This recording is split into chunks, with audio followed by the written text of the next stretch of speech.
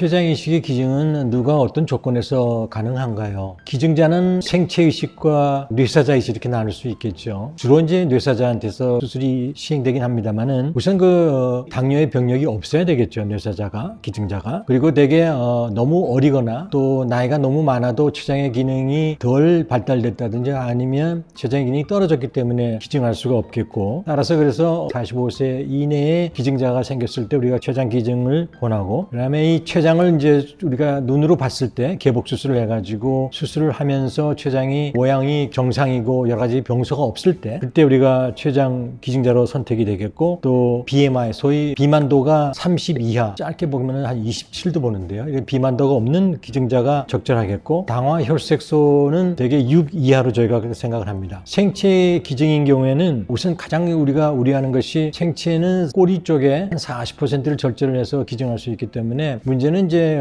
기증하고 나서 당뇨가 생기면 안 되죠. 그래서 이 췌장의 기능이 충분히 일부 절제를 하고도 정상으로 생활할 수 있는 분이 돼야 되기 때문에 여러 가지 이제 당 검사를 해가지고 정상인 분들이 기증자로 선정이 되고, 가족력이 물론 없어야 되고, 그다음에 이 형제지간인 경우에는 당뇨가 발생할 수 있는 여지를 배제하기 위해서 받는 분들이 당뇨가 발생한 연령이 30세라고 그러면 30세에다가 10살을 더한 40세 이상이 넘은 분들을 우리가 기증을 한다든지 하는 이런 여러 가지 조심을 생각을 해서 기증자를 선정을 하겠습니다. 췌장 이식 전 준비 과정은 어떻게 되나요? 수혜자는 수술 받기 전에 여러 가지 검사를 하게 됩니다. 피를 채취해서 여러 가지 염증이 있다든지 간에 대한 이상, 또 심장, 뇌 여러 가지 검사를 하게 되고요. 신장의 기능 또한 봐야 되고, 또 중요한 것이 기증자와 수혜자 간의 교차 반응, 면역 반응 여부를 예측을 해서 우리가 수술 후에 장기가 오래 기능할 수 있도록 하는 검사가 혈액형 검사가 있겠고, ABO, 그다음에 HLA 항원에 대한 항체 여부를 조사하는 항체 반응 검사 등이 시행돼야 되고, 여러 가지 바이러스 감염 여부가 있는지를 봐야 되겠고요. 특히 뇌사자인 경우에는 우리가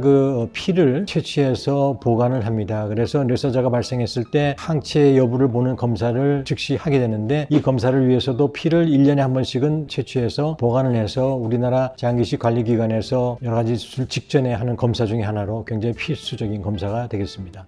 더 자세한 것은 명의 커넥트를 이용하셔도 좋겠습니다. 불일치, ABO 불일치가 생깁니다. 다시 한번 하겠습니다. 이거 완전 믹스된 아주.